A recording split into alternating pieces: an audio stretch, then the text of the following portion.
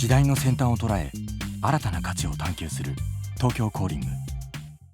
都会を離れ自然に囲まれた環境からファッションアイテムを発信する異端のファッションデザイナーを追う。プレゼンテッドバイレクサス。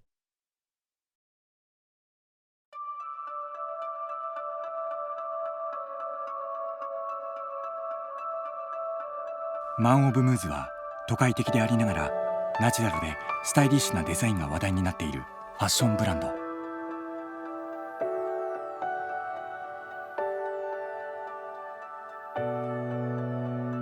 ブランド10周年を境目にしてこのブランドの生みの親福山は仕事場の拠点を群馬のみなかみ町に移す。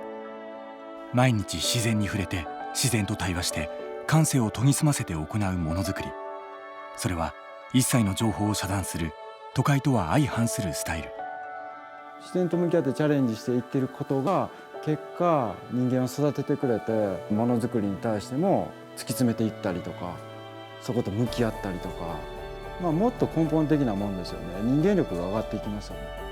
福山はものづくりと並行して独自のフリークライミングと渓流釣りをドッキングさせたエクストリームフィッシングを行う。誰も踏み入れたことのない源流でのエクストリームフィッシングは彼のクリエイティビティを刺激する。そうフィールドでの動きとか、